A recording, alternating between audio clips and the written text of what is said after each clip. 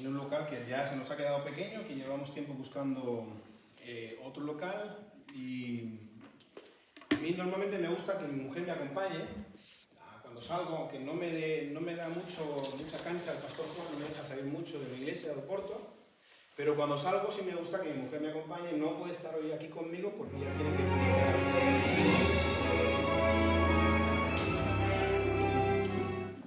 ¿Qué pasó? Es la 10 de... Ella tiene que predicar en la iglesia de Oporto. Así que bueno, saludos de parte de todos ellos, que seguramente no os conocéis a algunos, ¿verdad? Ellos nos conocen a vosotros, vosotros les conocéis a ellos, pero formamos parte del cuerpo de Cristo, la iglesia de Jesucristo, y queremos trasladaros el saludo. Bueno, estamos en una serie temática, espero no alargarme mucho porque el tema, cuando he empezado a investigar y a analizar el salmo que hoy vamos a recordar y a estudiar, me ha trasladado a una historia bíblica realmente impactante y que tiene también un contexto actual vigente. De alguna forma podemos sacar muchas cosas paralelas de lo que el salmista del Salmo 125 vivió y también lo que vivimos de alguna forma en el siglo XXI y particularmente el Estado de Israel. Estamos con esta serie, Cantos del Peregrino. Entonces yo te pido que busques en tu Biblia, si tienes en tu móvil, el Salmo 125, que lo hemos titulado en nuestra serie temática Los que confían en el Señor. Hemos visto el Salmo 121, alzaré mis ojos a los montes, de dónde vendrá mi socorro. Hemos visto el Salmo 122, el 123, el 124, hoy nos toca el 125, que dice lo siguiente en Reina y Valera del 60: los que confían en el Señor son como el monte de Sión que no se mueve, sino que permanece para siempre. Como Jerusalén tiene montes alrededor de ella, así el Señor está alrededor de su pueblo desde ahora y para siempre. Amén. Porque no reposará la vara de la impiedad sobre la heredad de los justos, no sea que se extiendan los justos sus manos a la iniquidad. Es decir, esta parte es un poco compleja. Los perversos no gobernarán sobre la tierra de los justos, porque entonces los justos podrían ser tentados a hacer el mal. Dice esta versión, ¿no?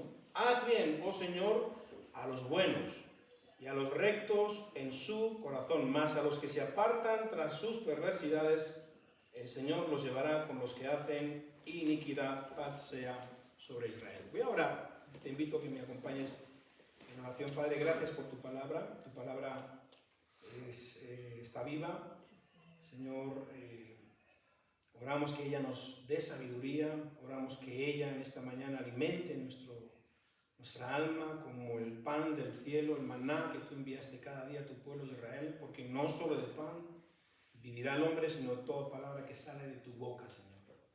Gracias por esta mañana. Oramos que tu Espíritu Santo esté aquí, tratando con nuestra mente, con nuestro corazón, y salgamos de este lugar, Señor, esperanzados de tu presencia y tu compañía en nuestras vidas. Queremos honrarte a ti, Señor, adorarte y reconocer que tu bondad y tu misericordia es para siempre. En el nombre de Jesús. Amén. Amén.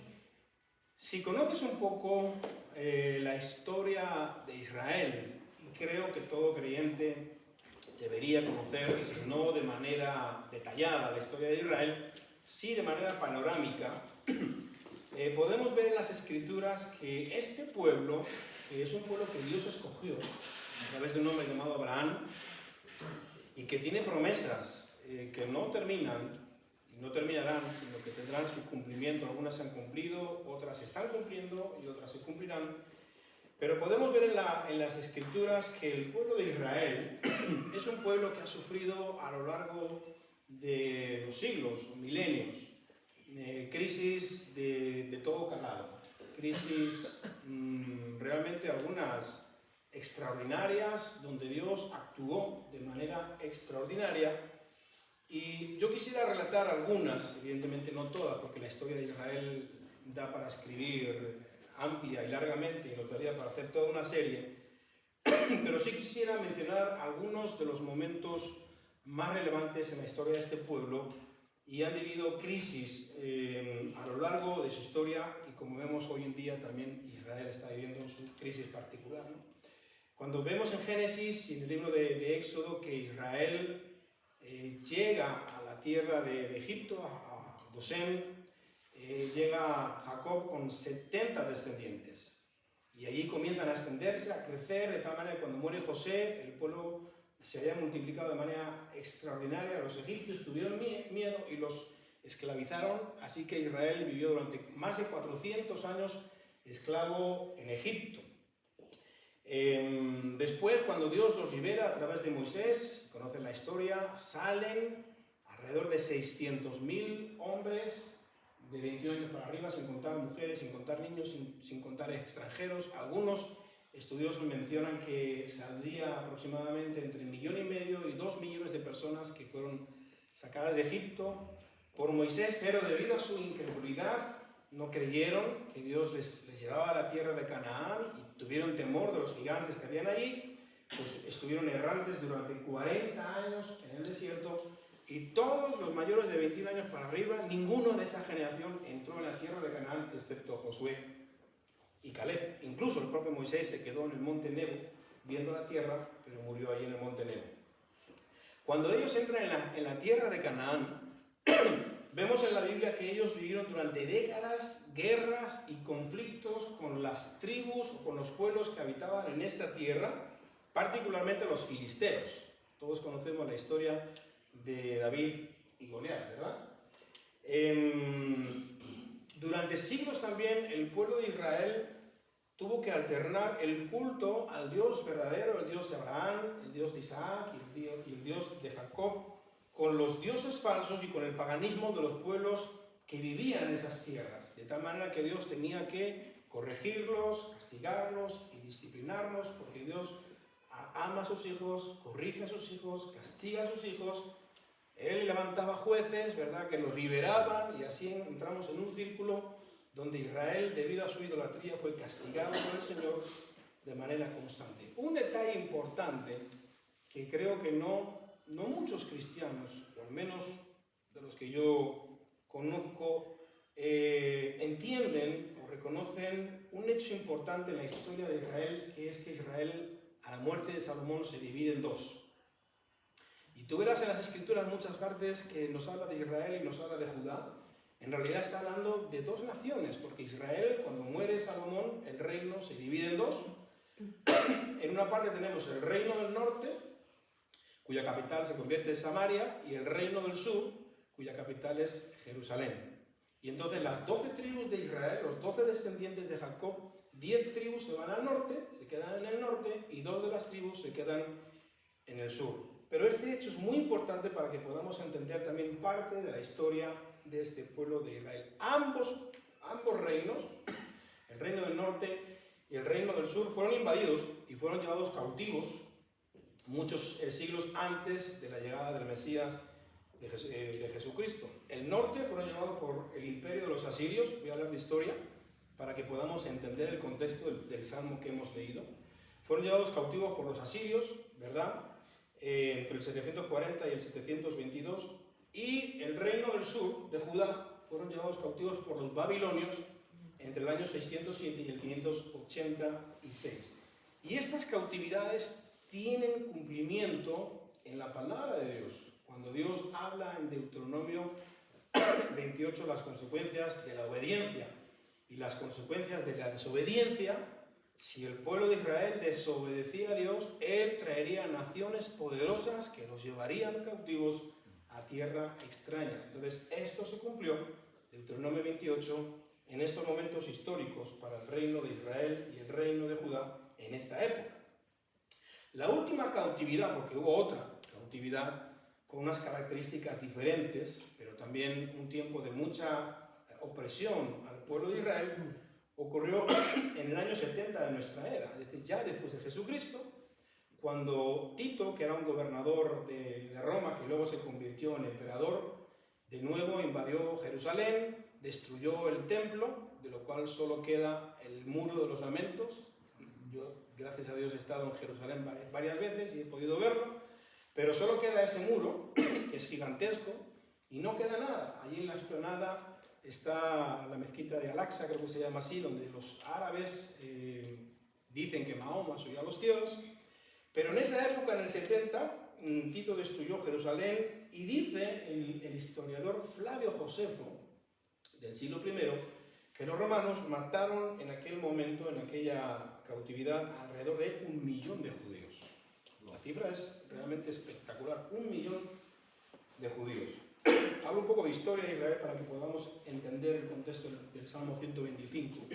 Décadas después, en el año 133, durante el reinado de otro emperador de Roma llamado Adriano, fíjate lo que ocurrió, la población judía fue erradicada enteramente de Israel. Y aquí ocurre otro acontecimiento muy importante que todo cristiano debería entender. Como nunca antes en la historia había ocurrido, de tal manera que los romanos castigaban con la pena capital, con la muerte, a todo judío que regresara a Jerusalén. Y fíjate hasta dónde llegaron los romanos, que desde ese momento, entre el 132 y el 135 de nuestra era, a Israel se le cambió el nombre y desde entonces ya no era Israel, sino Palestina. Y ese es un hecho, hermanos, muy importante que como cristianos tenemos que conocer, porque hoy la tierra de Palestina, hay parte que se llama Palestina, otra Cisjordania, etcétera, etcétera, y está Israel. Los romanos, para hacer desaparecer todo lo que oliera judío y todo lo que tuviera que ver con los judíos, les cambiaron el nombre y le pusieron Palestina. Hasta que el 14 de mayo de 1948, hoy es 19 de mayo, ¿no? Hace 5 días se han cumplido 76 años que Israel declaró su independencia a través de Ben Gurión, el 14 de mayo de 1948, porque las Naciones Unidas les cedió un terreno, les reconoció un terreno, que el 60% de lo que le reconocieron era desierto. El 60% desierto, y hoy Israel es una de las naciones poderosas del mundo, creo que está en el puesto 18, 19 en términos militares, etcétera, etcétera. Bueno, cuando Israel, el 14 de mayo del 48, declara su independencia, 24 horas después, 5 países árabes le declaran la guerra a Israel y comienzan a pelear contra los israelitas, 5 naciones, 24 horas después. Israel en ese momento era una nación prácticamente naciente, que no tenía ningún tipo de infraestructura, sin embargo ganaron la batalla. Lo extraordinario es que ganaron la batalla. Jerusalén, hermano, la ciudad de Jerusalén ha sido destruida 12 veces. Si tú vas a Jerusalén hoy en día y tú piensas que estás pasando por las calles de la antigua Jerusalén, no es cierto. Algunas zonas sí, todavía conservan su legado histórico, pero la gran mayoría de la ciudad de Jerusalén ha sido derruida y se encuentran evidentemente restos arqueológicos, pero la gran mayoría no la puedes ver, es decir, es difícil encontrar un lugar por donde Jesús pasó porque ha sido destruida 12 veces, 20 veces sitiada a lo largo de su historia y unas 50 veces dice la historia que ha sido capturada la ciudad de Jerusalén. Entre que ha sido destruida, ha sido sitiada y ha sido capturada, estamos hablando de más de 80 veces. Ni me imagino que eso le pudiera ocurrir a la ciudad de Madrid. Porque tú fíjate que al final el salmista dice paz sea sobre Israel, ¿verdad? Más historia de Israel, hermanos. El antisemitismo que surgió a partir del siglo XIX ha llevado el odio hacia el pueblo judío. Se ha llevado por delante, hermanos, millones de vidas de judíos, especialmente doloroso recordar, los que ya tenemos cierta edad, los más de 6 millones de judíos que fueron exterminados en los campos de concentración, que muchos quisieron ocultar o negar, pero hay evidencias y pruebas de que eso ocurrió, ¿no? Durante la Segunda Guerra Mundial. Y así, hermanos, aterrizamos en el siglo XXI, donde de nuevo nos encontramos que Israel, en este momento, Israel tiene un conflicto, ya no solamente con Hamás y con los palestinos, sino con muchas naciones que se están levantando en contra de ella. Estáis viendo todos los movimientos de universidades, ¿verdad?, que surgió en Estados Unidos, pero que ya han llegado en Europa, y que se están manifestando en las universidades aquí en España, nos encontramos que Israel sigue teniendo que pelear con los descendientes de Amalek. La pregunta es quién es Amalek y quiénes son los descendientes de Amalek. Bueno, cuando tú miras en la Biblia y estudias un poco la Biblia, sabes que Amalek fue un nieto de Esaú, y Esaú fue hermano de Jacob. Y este Amalek fue hijo de Elifaz. De ahí vienen los amalecitas. Y tú dirás, ¿qué tienen que ver los amalecitas de la época de Josué y la época de la conquista de la tierra de Canaán con la historia de Israel del siglo XXI? Bueno, vamos a ver. Cuando miras en la Biblia, y te pido que abras en tu Biblia el libro de Deuteronomio 25, allí nos dice que fueron los amalecitas, los descendientes de Amalek, los que atacaron la retaguardia de Israel. Atacaron la retaguardia de Israel cuando salían de Egipto. Deuteronomio 25, del 17 al 19. ¿Alguien podría leerlo? Así me da tiempo de beber un poquito de agua. No matarás, no cometerás adulterio, no hurtarás. No, Deuteronomio 25, 17. 25, 25, vale.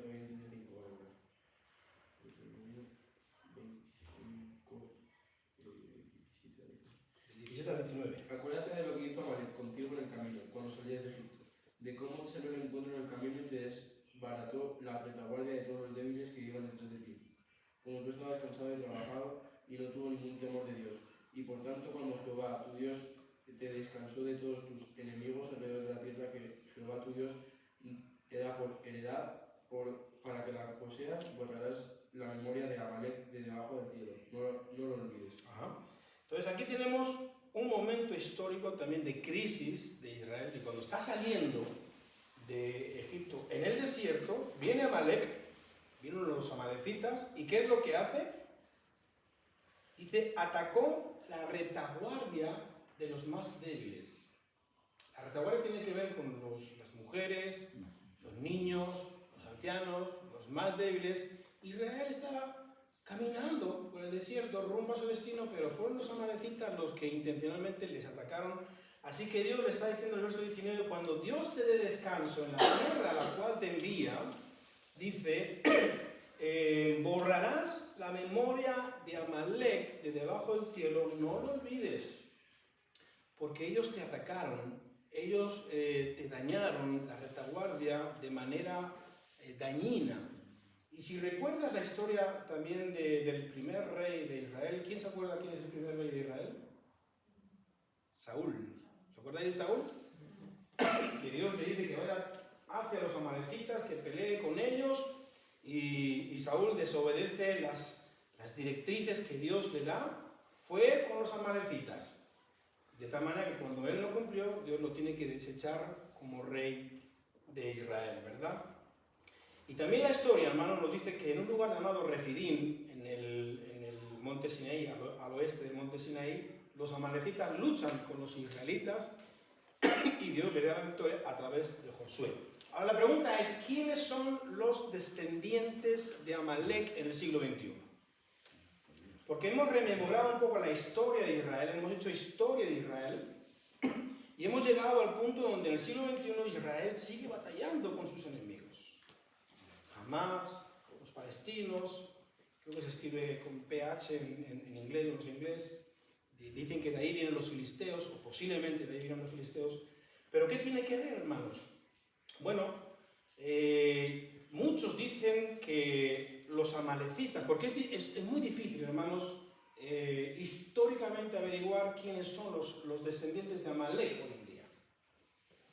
Pero muchos concluyen que los amalecitas del siglo XXI son todos aquellos que tienen el espíritu de Amalek. ¿Y cuál es el espíritu de Amalek? Amalek pretende destruir a Israel. Pretende hacer desaparecer del mapa a Israel. Y tú sabes que hay un país como Irán, no sé si lo sabrás, que Irán ha dicho públicamente que ellos persiguen intencionalmente la erradicación, que Israel desaparezca del mapa. Bueno, pues los que dicen eso, hermanos, tienen el espíritu de Amalek. Porque son todos aquellos pueblos y aquellas todas naciones que pelean contra Israel, que buscan su destrucción. Hermanos, lo hemos visto a través de la historia.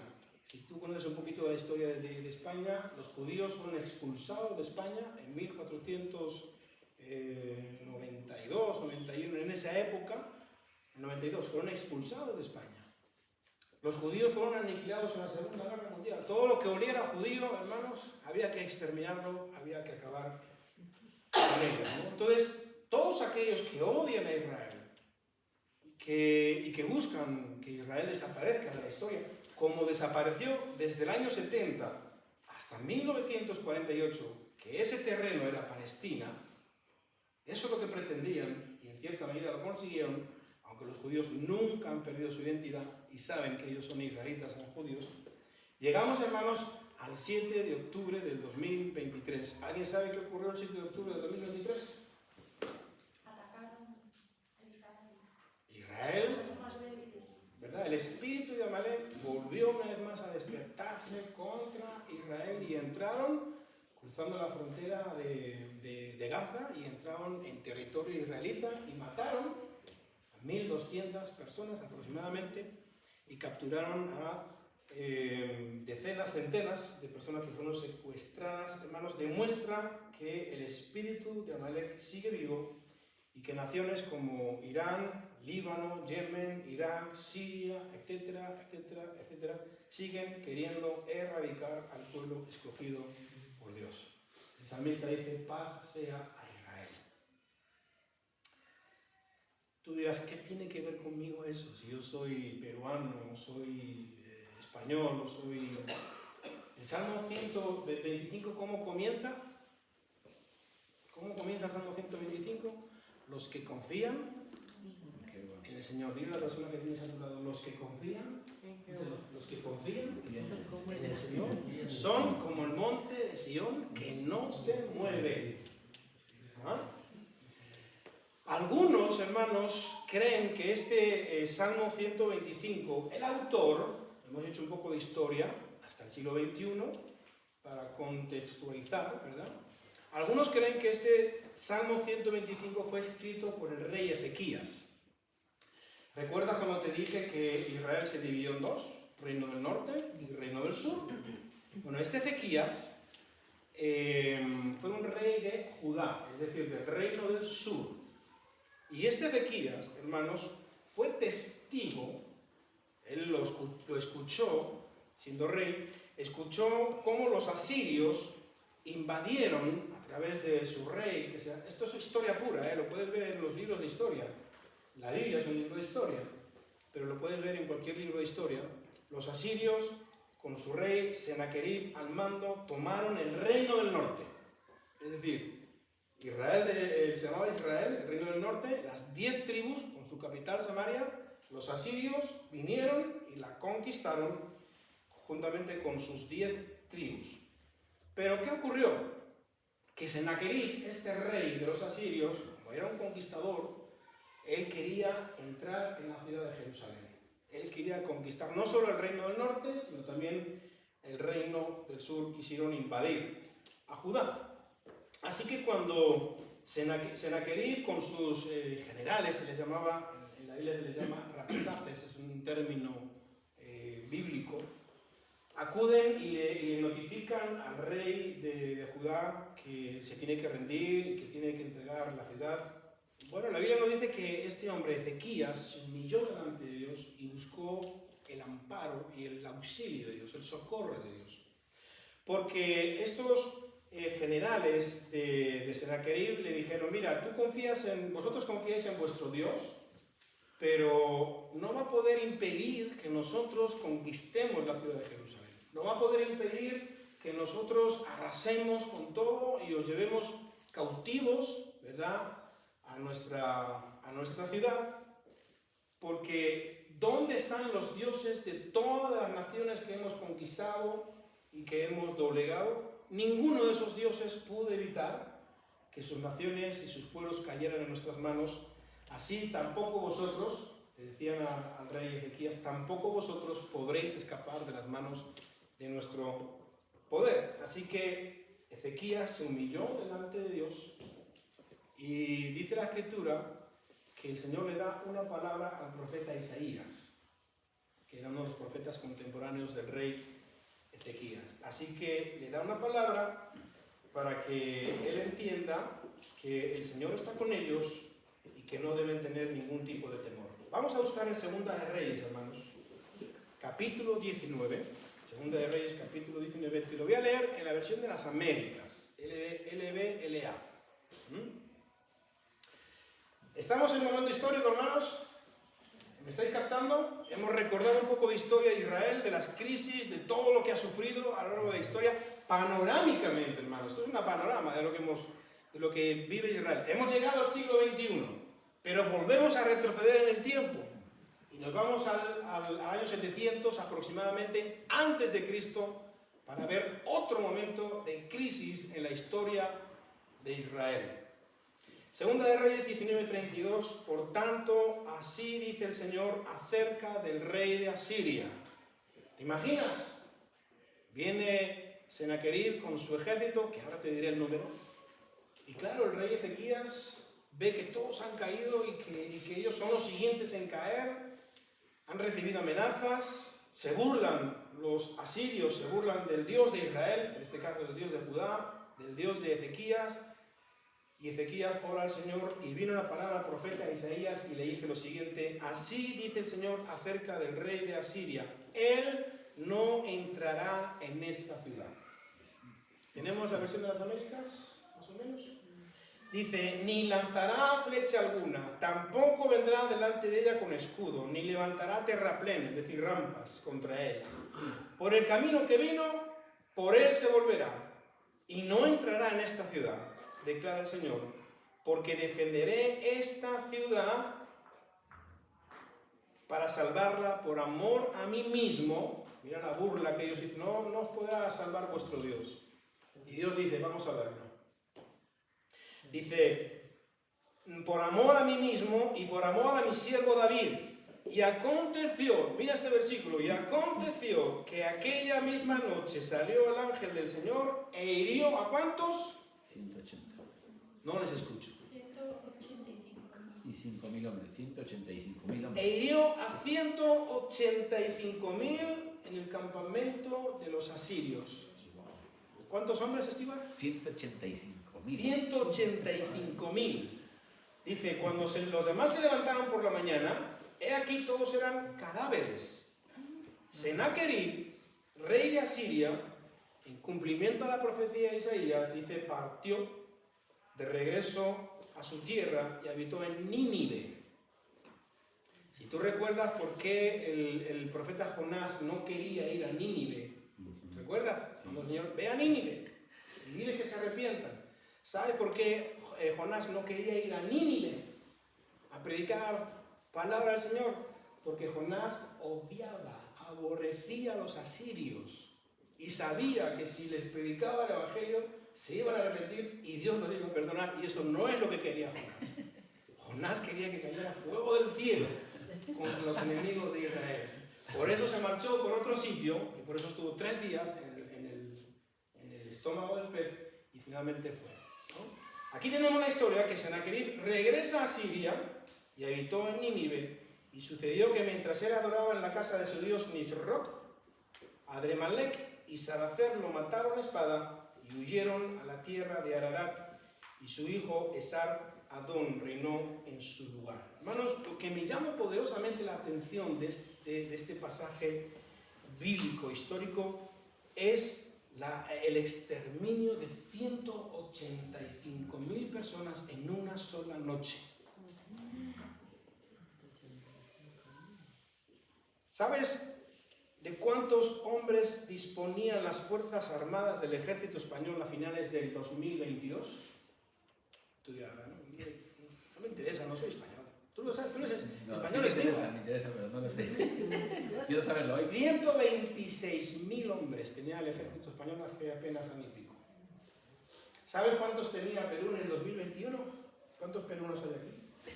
Casi todos. 1, 2. No, ¿cuántos? Tú también eres...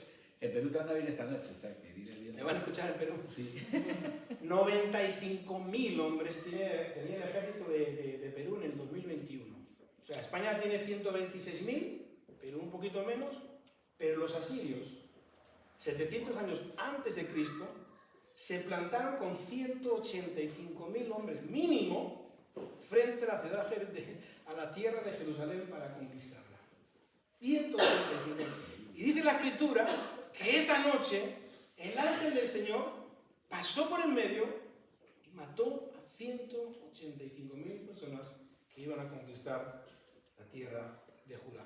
La pregunta es, algunos estudiosos dicen, ¿existen evidencias arqueológicas de esta historia que menciona la Biblia? Porque claro, mucha gente piensa que la Biblia es un libro que está lleno de mitología, que solo los, perdón por la expresión, los palurdos creen en la Biblia. Hay evidencias históricas, arqueológicas de lo que ocurrió ese día, de que 185.000 hombres asirios perdieron la vida y que Sennacherib no pudo entrar en Jerusalén.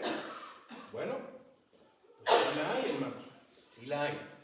A pesar de que la Biblia es un libro histórico, y muchos libros de historia mencionan historias de la Biblia,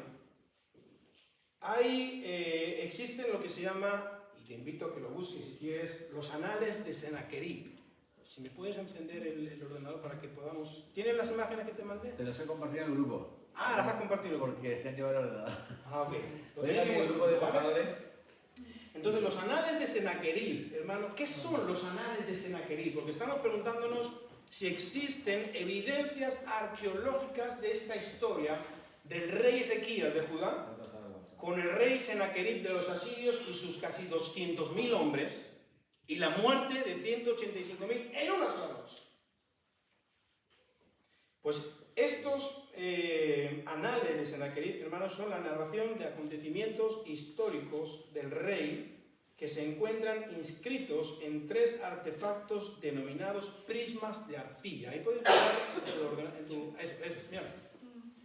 Prisma de arcilla, ¿lo ves?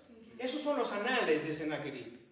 Es decir, es una evidencia arqueológica, histórica, de ese momento, cuando Sennacherib quiso entrar en Jerusalén. Y hay 3 prismas, hermanos. Uno se llama el prisma de Taylor, que está en el Museo Británico de Londres. Otro se llama el prisma del Instituto Oriental, que está en Chicago. Y otro, el prisma de Jerusalén, que se encuentra en el Museo de Jerusalén. Los 3 contienen el mismo texto. Y estos prismas, esa especie de piedrecita que mide creo que unos 40 centímetros más o menos de alto por unos 14 o 15 de ancho, fueron hallados en la ciudad de Nínive, es decir, donde vivía Sennacherib en el año 1830. Ahora la pregunta es, ¿qué dice? ¿Qué dice esa piedrecita, ese prisma? ¿Qué está ahí escrito? Porque creo que el idioma es acario, o no sé si un idioma, un dialecto, no arcadio, sino acario, pero lo han traducido, ¿verdad? Y te lo voy a leer, para que sepas qué pone en este anales de Sennacherib. Dice lo siguiente, es lo que dice, eso mide como unos 40 centímetros y unos 15, 14, 15 de ancho, está escrito en acadio, y dice lo siguiente. En cuanto a Ezequías el judío, que no se sometió a mi yugo, puse sitio a 46 de sus ciudades fuertes. Eso lo puedes encontrar en Isaías capítulo 36, versículo 1. Isaías 36, 1 dice que Sennacherib puso sitio a las ciudades de Ezequías. Puse sitio a 46 de sus ciudades fuertes e innumerables aldehuelas de sus inmediaciones y las conquisté. Mediante arietes, ahí tienes la otra imagen que tienes en el grupo. Sí. Arietes cuando cogían entre varios hombres, ¿verdad? Y cogían una especie de tronco grande, iban contra las puertas y las querían derribar. Eso es un ariete. Dice, mediante arietes y máquinas de asedio, saqué en cautividad 200.150 hombres. Eso es lo que pone en el prisma de Taylor, en los anales de Sennacherib. Esta, hermanos, es la cautividad de los asirios del reino del norte. ¿Recuerdas que te dije que sufrieron 2 cautividades? La cautividad del reino del norte por los asirios, la cautividad del sur por los babilonios. Esta es la primera, donde Sennacherib se lleva más de 200.000 personas. Y esto es lo que pone en los anales de Sennacherib, en este prisma de arcilla. Sigue diciendo, saqué 200.150 personas, jóvenes y ancianos, varones y hembras, así como innumerables caballos, mulas, asnos, camellos y ganado mayor y menor, que le arrebaté y consideré botín. A él mismo, a Ezequías, escribe en esa arcilla, lo encerré en Jerusalén, su residencia real, como un pájaro en una jaula. Esto lo puedes leer en la historia. Las ciudades que había tomado a saco, desgajé de su país y las entregué a Mitinti, rey de Asdod, a Padi, rey de Cron, y a Sigibé, rey de Gaza. Mira Gaza, aparece en la Biblia. Y así disminuí su territorio. El propio Ezequías fue por el terrible esplendor de mi majestad y los árabes y las tropas mercenarias que había traído para reforzar Jerusalén, su ciudad real, le abandonaron. Me envió más tarde a Nínive, mi ciudad señorial, además de 30 talentos de oro, esto está en la Biblia también, 800 talentos de plata, piedras preciosas, antimonio, grandes bloques de piedra, lechos taraceados con marfil, sillas taraceadas con marfil, cueros de elefante, madera de ébano, madera de boj y toda clase de valiosos tesoros, sus hijas, concubinas, músicos y músicas, para entregar el tributo y rendir obediencia como un esclavo envió a sus mensajeros personales. Es decir, eso es lo que pone el prisma de Sennacherib. Son los anales de las conquistas de Sennacherib en territorio israelita. Así que este prisma, hermanos, registra cómo este rey logró subyugar varias ciudades, ahí menciona 46, el del reino de Judá. Y él se jacta de sus victorias. Pero hermanos, tú lees por algún lado de ese prisma de arcilla que él mencionara que entró en la ciudad de Jerusalén. No lo menciona. Él menciona que Ezequías le mandó una serie de obsequios, que conquistó 46 ciudades, que se llevó 200.000 personas, pero no dice, y esto es un hecho importante, que entró y conquistó la ciudad de Jerusalén. Y este hecho, hermanos, si tú quieres, si sabes acadio, y puedes irte a Chicago, ahí lo tendrás, o a Londres, y lo puedes leer, o puedes buscar las traducciones. Pero este hecho que él no menciona que entró en Jerusalén, le da mayor credibilidad al registro bíblico.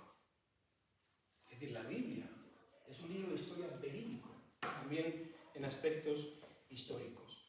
Y la Biblia también dice que este rey nunca conquistó la ciudad de Jerusalén, a pesar de que ha sido conquistada 12 veces, destruida 12 veces, todos los datos que te dije antes. En este caso, Dios no lo permitió, sino que más bien Sennacherib sufrió en sus manos una gran derrota de parte de Dios y de sus cercanías. Mayor credibilidad en cuanto a aspectos arqueológicos históricos, también los hay. No solamente están los anales de Sennacherib.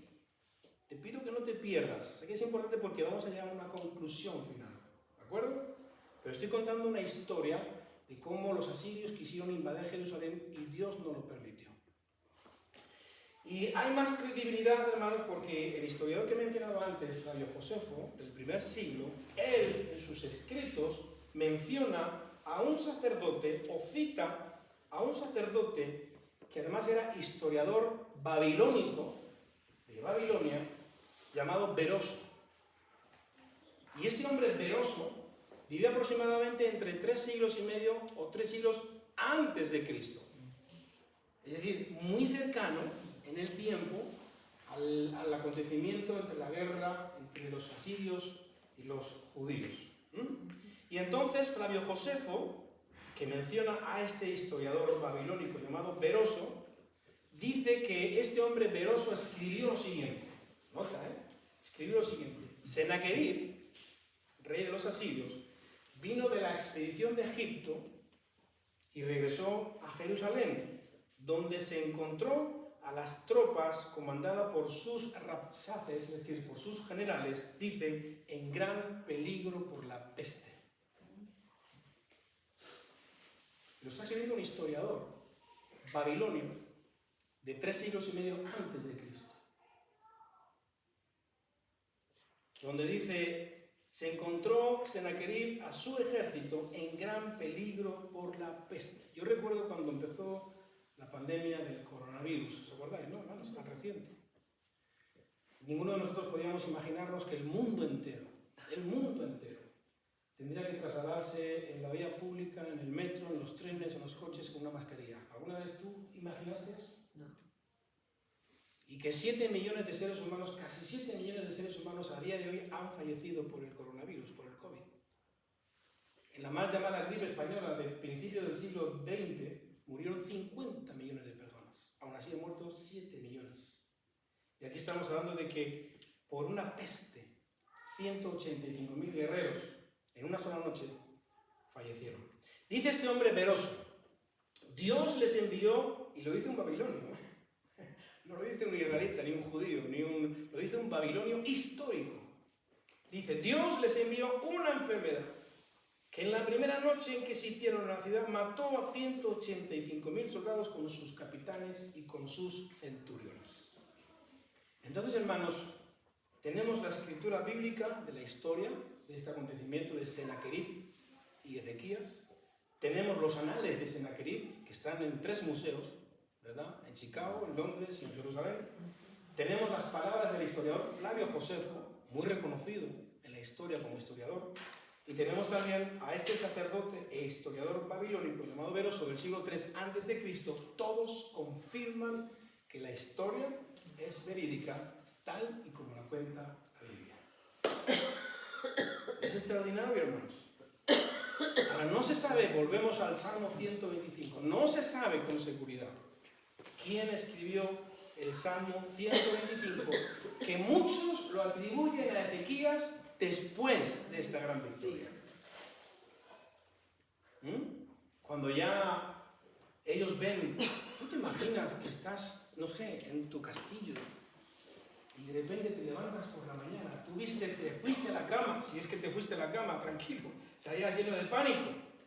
Y te imaginas a un ejército, ¿alguien ha visto las películas de Troya y todas estas cuando ven los ejércitos, verdad? Una muchedumbre, un enjambre, que quiere entrar en la ciudad, en la que tú reinas. Y tú los miras ahí, y terminas, te vas a descansar, si puedes descansar, o en este caso Ezequías puede orar al Señor, y por la mañana te levantas y miras que están todos muertos. ¿Qué pasó? Volvemos al Salmo 125 porque muchos creen que ese salmo lo hizo Ezequías después de esta gran victoria. Salmo 125, hermanos. Los que confían en el Señor son como el monte de Sión, que no se mueve, sino que permanece para siempre. ¿Cuántos pueden decir amén? Amén. Los que confían en el Señor son como el monte de Sión. Hermanos, estos salmos que estamos estudiando, yo te he metido historia para que podamos conocer un poco el contexto de cuándo y cómo se escribieron estos salmos. Estamos estudiando en estas semanas cánticos, los llamados cánticos graduales, pero estos salmos y muchos de los salmos, hermanos, utilizan metáforas. Metáforas tales como, o imágenes tales como el Señor es nuestra roca. ¿Ah? Otra metáfora dice, el Señor es nuestro refugio. Otra metáfora es, el Señor es nuestro escudo. ¿Has visto el escudo del Capitán América? El Señor es nuestro escudo. Hay otros escritos que dicen, el Señor es nuestro escondedero. El Señor es nuestro castillo fuerte. Y retrocedamos más en los salmos. Salmo 23, un salmo tan extraordinario, que dice, el Señor es... ¿Qué es el Señor? Es mi pastor. Mi pastor. Son metáforas, son imágenes que usan las Escrituras, hermanos, para mostrarnos de alguna forma el carácter de Dios. Para todos aquellos, dice el salmista, que confían en Él. Y yo te pregunto en esta mañana, cuando tú vives diferentes situaciones en tu vida, adversidades, problemas, contratiempos, unos más grandes, otros más pequeños, mi pregunta es, ¿en qué confías? ¿Dónde ponemos nuestra confianza? ¿A quién acudimos? El salmista, en el Salmo 121, ¿recuerdas? Alzaré los ojos a los montes. ¿De dónde vendrá mi socorro? Y él mismo se responde, mi socorro viene del Señor que hizo los cielos y la tierra. Pero el Salmo 125 nos dice los que confían en el Señor. Porque hay otros que cuando tienen X situación en su vida, lo primero en lo que confían es dinero. Porque el dinero se convierte en un Dios para ellos. Con dinero lo soluciono todo. Otros confían quizás en sus propias fuerzas, en su temperamento, en su carácter. Yo puedo, yo tengo capacidad de solucionar estos problemas. Pero el salmista dice, los que confían en el Señor son como el monte de Sión que no se mueve. Mira, anoche llegamos a nuestra casa, mi mujer y yo, cerca de las 11 de la noche. Estamos plantando una iglesia bueno, tú lo sabes, en Navalafuente, un pueblo que está a 70 kilómetros de Madrid. Llevamos ya 2 años y medio yendo cada 15 días. Llegamos sobre las 10:30, 11 de la noche y vemos en el grupo de WhatsApp de los obreros, los ancianos de la iglesia donde somos pastores, que uno de las familias habían dicho que habían tenido que llevar a su niña, que tiene apenas 2 años, se había hecho una herida en la mano, se había clavado algo, tuvieron que llevar al hospital, preocupados. Y como lo vimos en el grupo, pues mi mujer llamó a esa mujer para ver cómo estaba la niña, si necesitaban ayuda. Y no, está todo bien, no hay ningún problema, pero tenemos una noticia peor. ¿Cuántos de nosotros tenemos miedo a las noticias que nos tienen que decir, ¿no? Cuando de repente algo ocurre en nuestras vidas. Y esta mujer, que es una de las ancianas de la iglesia, le dijo de unos amigos que tenemos en común, ellos y nosotros, resulta que a uno de sus hijos, que tiene 6 años, le han detectado cáncer. Y son unos amigos que queremos muchísimo, muchísimo. Conocemos a ese niño que tiene 6 años. Y yo me pongo en el pellejo de los padres, ¿no? ¿Cuántos tenéis hijos aquí, Stewart? ¿Quién más tiene hijos? ¿De mayores? ¿No? ¿Pequeños? ¿Qué edad tienen? 3. Imaginaos. Que de repente, en unas pruebas en el hospital, le detectan a tu hijo o a tu hija de 3 añitos, 2 años, 5 añitos, tiene cáncer. Y entonces podemos pensar en los salmos, ¿verdad? Alzaré mis ojos a los montes. ¿De dónde vendrá mi socorro? ¿Quién me ayudará? ¿Quién me sostendrá? ¿Quién peleará por mí? ¿Quién me ayudará? Eso es lo que hizo Ezequías. Ezequías se encontró en una situación que era imposible, humanamente hablando, imposible. Iban a caer como chinches en manos de Sennacherib, pero él elevó sus ojos al cielo, se humilló, clamó al Señor, no una, sino varias veces. Y el Señor recuerda lo que dice en esa escritura, por amor a mí mismo, para demostrarle a Sennacherib que yo no soy como los otros dioses, y por amor a mi siervo David, no entrará en Jerusalén. Y yo escribía en esta mañana al grupo de obreros, ¿no? Y recordándoles, pensemos en estos salmos. Salmo 121, alzaré mis ojos a los montes, ¿de dónde vendrá mi socorro? Salmo 125, los que confían en el Señor son como el monte de Sión que no se mueve. Hermanos, ¿qué es? Y con esto termino, pero quiero que intentes ver la historia de Israel, a lo largo de la historia, lo que han sufrido y cómo ellos como nación siempre han elevado sus ojos al cielo, han mirado al Señor. Ha habido momentos en los que han sido disciplinados y corregidos precisamente por apartar la mirada del Señor y ponerla en dioses falsos. Pero Israel es un pueblo que sigue teniendo las promesas de Dios. ¿Qué es confiar en Dios, hermanos? Rápidamente, si quieres buscar en tu Biblia, Salmo 37, versículo 5, dice, encomienda al Señor tu camino y confía en Él y Él hará. Es decir, es confiar en Dios, es delegar y encomendarle a Dios nuestra vida, todo lo que somos y todo lo que tenemos. ¿Qué planes tienes tú Te pregunto esta mañana.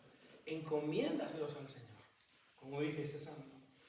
En segundo lugar, el Salmo 56:3. Confiar en Dios, hermanos, es vivir sin temor. Una de las cosas a las que yo muchas veces le temo es cuando alguien me dice, pastor, tengo que hablar con usted. Uy, ¿qué me dirá? Siempre solemos tener temor de esas malas noticias, ¿sí o no? Hace 2 años aproximadamente, un día me llama mi mujer por teléfono. Esto lo sabe poca gente, pero bueno, lo digo aquí. Y yo estaba conduciendo y pongo en manos libres, porque tengo mi coche en manos libres el teléfono, y lo escuché y me dice, Miguel, me acaban de decir en el hospital que tengo hepatitis tipo C, la más grave de todas. La más grave de todas. Automáticamente paré el coche. Me dejó hepatitis C. Y digo, ¿de dónde tienes tu hepatitis C? Me dice, yo la prueba, mis hijas, ninguno, solamente él. Y vino temor a nuestro corazón, ¿no? Cuando nos dan ese tipo de noticias. Tu hijo tiene cáncer, tu esposa tiene hepatitis, te quedas sin trabajo, qué sé yo, noticias que nos van llegando. ¿Dónde vamos a mirar? ¿En quién vamos a apoyarnos? Yo recuerdo que allí mismo oré, paré el coche y oré allí mismo, y levé los ojos al cielo. Y gloria a Dios, hermanos, gloria a Dios, que hoy en día en España la Seguridad Social te cubre una, ¿cómo se llama? Una vacuna. No es una vacuna, es un tratamiento. Le dan un tratamiento que lo tuvo que tomar durante 2 meses, no sabíamos en qué estado estaba su hígado. Durante 2 meses es un tratamiento que vale cerca de 10.000 euros. Lo cubre la Seguridad Social.